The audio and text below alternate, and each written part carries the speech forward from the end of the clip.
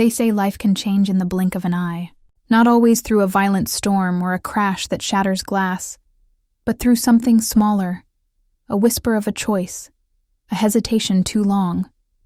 One quiet moment where you could have walked away but you didn't. That was my moment. I often wonder what might have happened if I'd turned my back that day, ignored the sound, told myself it was nothing. But I didn't. And that choice drew a line across my life, before and after. I wasn't a bystander in someone else's storm.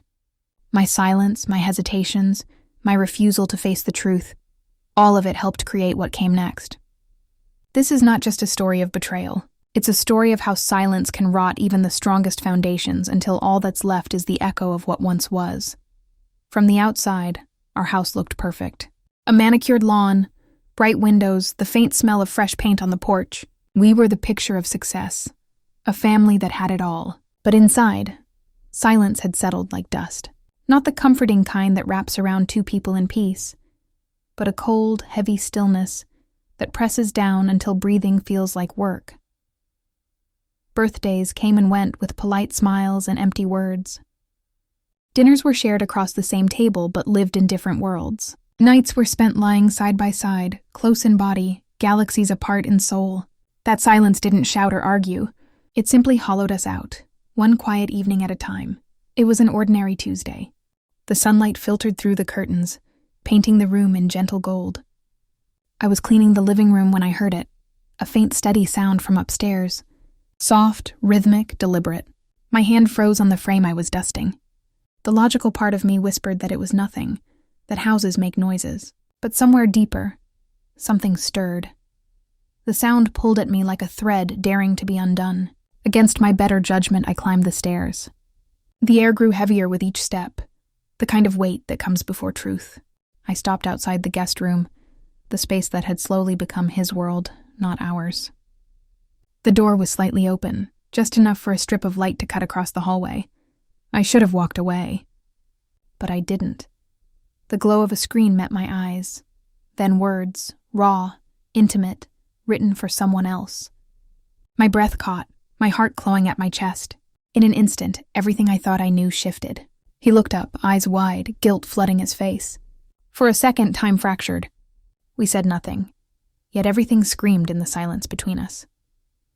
That night, we sat at the table across from one another. My husband's absence was familiar. Another late night at work. Another lie we'd both agreed to believe. Across from me sat the man who'd just broken something beyond repair. We chewed in silence, the air thick with the secret neither of us dared to name. Days blurred together after that. The house felt haunted, not by ghosts, but by what I now knew. Every sound carried a memory. Every glance, every pause, every shift of his hand toward his phone was another needle threading through my chest. Deep down, I knew this truth long before I found the messages. The secret wasn't the cause. It was the proof of what had already been dying. Then came Friday evening. I was in the kitchen chopping vegetables when I heard that sound again. The faint rhythm from upstairs. My pulse jumped. The knife trembled in my hand. This time I didn't hesitate. I climbed the stairs, the same strip of light spilling from the door like a warning. Inside, he was there again. The same glow, the same hidden world. Only this time I didn't freeze. Why? I asked, my voice cracking but clear. Why am I not enough? He stammered. Half-truths, excuses that collapsed under their own weight. It's not what you think. It doesn't mean anything, but it did. It meant everything. It means you chose silence over me, I said. My voice trembled, but I didn't look away. The room burned with words unspoken. His face was red, his shame raw, but his eyes couldn't meet mine. In that moment, I saw it clearly.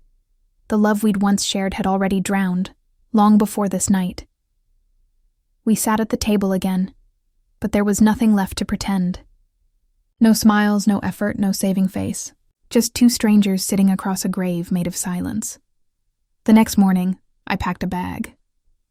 No yelling, no dramatic goodbye, just quiet movement.